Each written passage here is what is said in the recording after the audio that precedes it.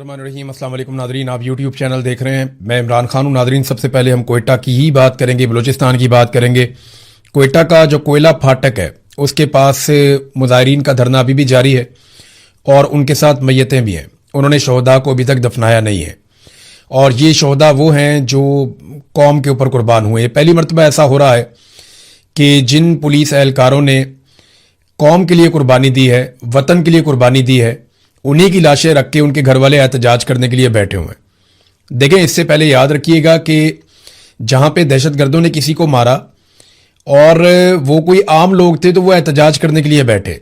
इससे पहले जो शिया हज़ारा कबाइल हैं कोयटा में, बलूचिस्तान में, वो एहतजाज करते थे और उनका एहतजाज होता था इस नौइयत का, और वो दबाव डालते थे हुकूमत पर कि हमारे मुतालबात माने जाएं, हमारा बार बार कत्लेआम हो रहा है, और बड़े जायज़ उनके मुतालबात होते थे।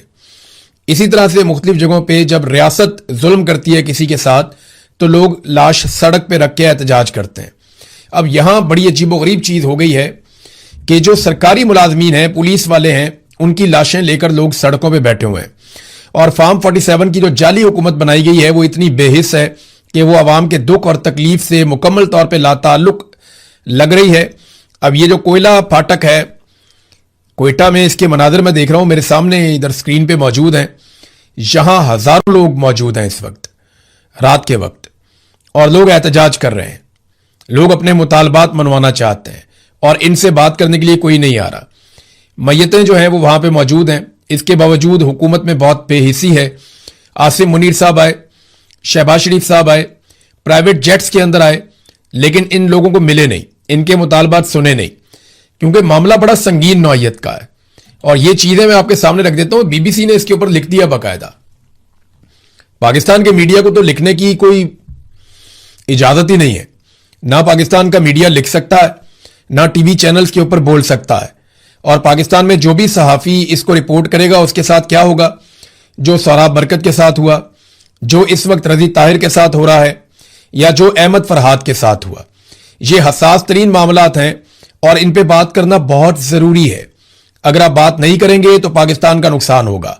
अगर आप बात करेंगे तो पाकिस्तान के रियासती इदारे आपका नुकसान कर देंगे, और वो लगातार ऐसा करते चले आए। सहाफियों ने इसको पहले भी बहुत भुगता है, अभी भी भुगत रहे हैं, लेकिन इंशाल्लाह इसका मुकाबला करेंगे। अब सूरत हाल आप ये देखें, बीबीसी रिपोर्ट कर रहा है। बीबीसी ये बताता है कि ये मुख्तलिफ लोगों को इंटरव्यू किए उन्होंने। शम्स रहमान समेत धरने के शुरका का मौक़िफ़ है कि एक दो टंकियों की हिफाजत के लिए हमारे प्यारों की एक बहुत बड़ी तादाद को मुनासिब इंतजामात और तैयारी के बगैर जिले के मुख्तलिफ इलाकों में भेज दिया गया। जबकि अपने भाई आसिफ खान की लाश के साथ धरने में शरीक साबिर खान ने दावा किया कि हमारे प्यारे चीख चीख कर कह रहे थे कि हमें गोलियां पहुंचा दो, लेकिन वो नहीं पहुंचाई जा सकी, जिसकी वजह से वो सारे मौत के मुंह पर चले गए। धरना कमेटी के रुकन अब्दुल फयाज, उन्होंने यह दावा किया, ये यहीं पे धरना चल रहा है, उनका दावा सुने आप। वो ये कहते हैं कि हम अपने प्यारों से राब्ते में थे, यानी जब गोली चल रही थी, लड़ाई हो रही थी, सबसे पहला राब्ता तो किया जाता है अपने सीनियर से, अपने ऑफिसर से, फिर राब्ता किया जाता है उन लोगों से जिनसे मदद मांगी जा सके, और फिर जब आप मायूस हो जाते हैं तो आप कहते हैं चलो एक आखिरी कॉल में अपने घर वालों से बात कर लूं। तो वो बताते हैं कि हम अपने प्यारों से राब्ते में थे जो ये कह रहे थे कि असला और गोलियों की कमी की वजह से हम मौत को अपनी आंखों से देख रहे हैं, लेकिन इनको मदद नहीं पहुंचाई जा सकी, यानी उनकी मदद नहीं की गई, और उसके बाद वो सारे लोग शहीद हो गए। अब ये सारे लोग ये बता रहे हैं कि जनाब पुलिस लड़ रही थी, कई घंटों तक लड़ रही थी, लेकिन उन्हें जानबूझकर मदद नहीं पहुंचाई गई। मैंने कासिम सूरी साहब से भी पूछा, बहुत सारे और लोग हैं, कासिम सूरी साहब के साथ मैंने एक पूरा एपिसोड किया है, वो आप उनके चैनल पे देख सकेंगे। साबिर शाकिर साहब भी मौजूद हैं, वहां चैनल पे भी आप देख सकेंगे कि वो जिस जगह पे ये वाकयात हुए हैं, यहां चारों तरफ सिक्योरिटी फोर्सेस मौजूद हैं, उनके नाके मौजूद हैं, और उनकी भारी तादाद बड़े भारी असले के साथ वहां पे मौजूद है, लेकिन कोई भी मदद के लिए नहीं आया। ये बड़ा अनफॉर्चुनेट है। बीबीसी इसको रिपोर्ट कर रहा है, पाकिस्तान का मीडिया कर नहीं सकता। ये एक और मनाजिर है, ये मनाजिर आप देखिए, ये नोशकी के हैं। जिला नोशकी जो है बलूचिस्तान का, ये मैं आपको थोड़ा सा बता देता हूं कि पहले चागी आता है नीचे की तरफ से, बहुत बड़ा जिला है। चागी से ऊपर जो है वो नोशकी है, और नोशकी की जो सरहद है वो ना सिर्फ चागी के साथ लगती है बल्कि उसके साथ साथ बहुत सारे और जिले हैं, यानी एक तरफ इसको थोड़ा सा एरिया कोयटा का लगता है, मस्तूंग है, कल्लात है, तो ये बीच में एक जिला है नोशकी का। अब वहां के मनाजिर आ रहे हैं कि बीएलए वाले पुलिस की गाड़ियों में शहर का गश्त कर रहे हैं, यानी जो सरकार ने गाड़ियां लेकर दी हैं पुलिस को, उन गाड़ियों पे कब्जा कर लिया बीएलए ने और वो शहर का गश्त कर रहे हैं। कौन करेगा पाकिस्तान की हिफाजत? कैसे होगी पाकिस्तान की हिफाजत? दहशतगर्द आते हैं, जिस चीज का दिल करता है वो लेकर चले जाते हैं, जिस सड़क पे दिल करता है वो नाके लगा देते हैं, और निमटने का फॉर्मूला हमारा कई दहाइयों से यही है कि एक नई प्रॉक्सी हम बना देते हैं, एक नई ताकत हम खड़ी कर देते हैं, उस ताकत से हम थोड़े बहुत नताइज हासिल करते हैं, अगले दिन वो ताकत हमारे गले पड़ जाती है। तो रियासत की रिट कहीं भी नहीं है। और मुझे बड़े अफसोस के साथ ऐसा कहना पड़ता है कि मुझे ऐसा लग रहा है कि शायद बलूचिस्तान में कोई ये चाहता नहीं है कि रियासत की रिट कायम हो या अमन व अमान पैदा हो जाए, क्योंकि अगर बलूचिस्तान में मुकम्मल अमन व अमान हो गया तो वहां के लोग कहेंगे कि सेहत दो, तालीम दो, मादनियात का हिसाब दो, कितनी मादनियात निकल रही हैं, कौन सा मुल्क ले जा रहा है, हमें बताया जाए कि इसमें से कितना माल निकलता है, हमारा हिस्सा कितना है। फिर वो सारा कुछ पूछेंगे, वो जवाब मांगेंगे। जब वो जवाब मांगेंगे तो आप जवाब देना नहीं चाहते, लिहाजा उनको उलझा कर रखो कत्लो गारतगिरी में ही। सबसे आसान तरीका यही हुआ सूडान में, यही हुआ अफ्रीका में, दुनिया में जहां पे भी मादनियात निकलती हैं दो तरह के नताइज आते हैं, या तो वो लोग बहुत खुशहाल हो जाते हैं, या जहां पे मादनियात निकलती हैं वो लोग बर्बाद हो जाते हैं। खुशहाल वो लोग हो जाते हैं जो हिस्सेदार बन जाते हैं, और बर्बाद वो लोग हो जाते हैं जिनके ऊपर ताकतवर आकर मुसल्लत हो जाते हैं कि हमने अब ये मादनियात निकालनी है, इनको आपस में लड़ाओ छोटी छोटी बातों पे। तो वहां पे ऐसी प्रॉक्सीज तैयार की जा रही हैं जो लगातार आपस में लड़ती चली जा रही हैं। तो कल आप चागी के मनाजिर देख रहे थे, आज आप नोशकी के मनाजिर देख रहे हैं, और मैं हैरान हो रहा हूं देख करके रियासत किधर गई। वो पुलिस वालों की गाड़ियों में बैठ के वहां पे गश्त कर रहे हैं, और सरकार क्या कर रही है? सरकार गोंगलुओं से मट्टी झाड़ रही है। यह मुकम्मल तौर पे एक फेलियर हो चुका है, यह बात आप याद रखिएगा। मैं आपको आने वाले दिनों में बहुत सारे सबूत और बहुत सारी चीजें दिखाने वाला हूं। मुकम्मल फेलियर हो चुका है, और यह बात पाकिस्तान की मिलिट्री एस्टेब्लिशमेंट को और मौजूदा रजीम को पता भी चल गई है कि इनके हाथ पांव फूले हुए हैं। इन्हें बिल्कुल समझ नहीं आ रही कि यह सारा इल्जाम उठाकर किस पे डालें। इमरान खान गुज़िश्ता 3 साल से जेल के अंदर बंद है, कोई अपोजिशन मौजूद नहीं है। पाकिस्तान तहरीक इंसाफ ने गुज़िश्ता 1-1.5 साल से किसी किस्म का एहतजाज ही नहीं किया, यानी 26 नवंबर 2024 को उनका आखिरी एहतजाज हुआ था। 2025 में इनको फ्री हैंड मिला, 2026 में इनको फ्री हैंड मिला, तो तहरीक इंसाफ ने कोई एहतजाज ना करके भी इनको फ्री हैंड दिया। तो अब ये किसी के ऊपर मलबा डाल भी नहीं सकते। इकॉनमी मुकम्मल तौर पे तबाह हो गई है। दहशतगर्दी इमरान खान साहब के दौरे हुकूमत के मुकाबले में 6 गुना बढ़ गई है, दुगनी हो जाए, तिगनी हो जाए, 4 गुना नहीं 6 गुना बढ़ गई है, और लगातार दहशतगर्दी बढ़ती चली जा रही है। पाकिस्तान दहशतगर्दी से मुतासरा ममालिक की फहरिस्त में दुनिया में सबसे आगे जा रहा है। पाकिस्तान के जो हालात हैं दहशतगर्दी के मामले में, शाम से, इराक से, मिस्र से, लबनान से, यमन से, इसराइल से, ईरान से, इन और अफगानिस्तान से, इन सारे ममालिक से ज्यादा खराब हमारे हालात हैं दहशतगर्दी के मामलात में। अफगानिस्तान का 9वां नंबर है और पाकिस्तान टॉप पे खड़ा हुआ है जनाब सामने, और ये इंटरनेशनल रिपोर्ट है जो ये बता रही है। और आसिम मुनीर साहब की जो प्राइमरी ड्यूटी थी वो यही थी।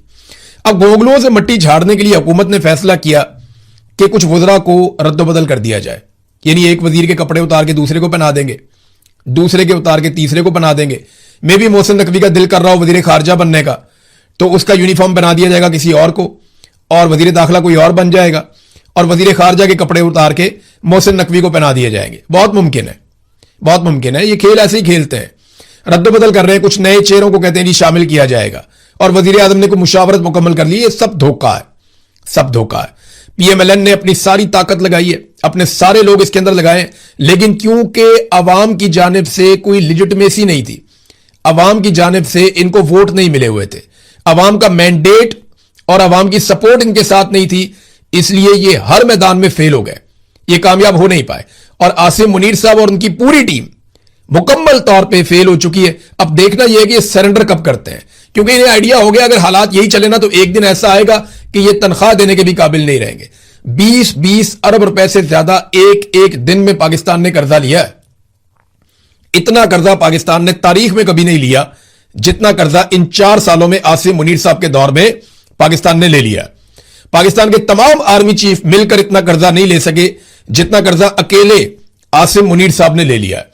और उसका नतीजा क्या निकला कि पाकिस्तान पे बोझ पड़ गया, पाकिस्तान को फायदा कोई नहीं हुआ। तो आसिम मुनीर साहब और उनकी सारी टीम मुकम्मल तौर पे नाकाम हो गई। और सोने पे सुहागा यह है कि जिस आदमी को तोड़ने के लिए पाकिस्तान को इस बर्बादी की इंतहा तक पहुंचाया गया, वो आदमी इमरान खान इनसे फिर भी नहीं टूटा। ये सोने पे सुहागा इनके लिए। ये इनके लिए जो है वो ज्यादा बड़ी मुसीबत ये है कि इतना सारा कुछ गवा दिया, मुल्क का बेड़ा गर्क कर दिया, इदारे की इज्जत दांव पे लगा दी एक आदमी को तोड़ने के चक्कर में, और वो आदमी इनसे अब तक नहीं टूटा। तो शर्मिंदगी और शिकस्त अपनी जगह पे है, मुल्क की तबाही अलग हो गई है।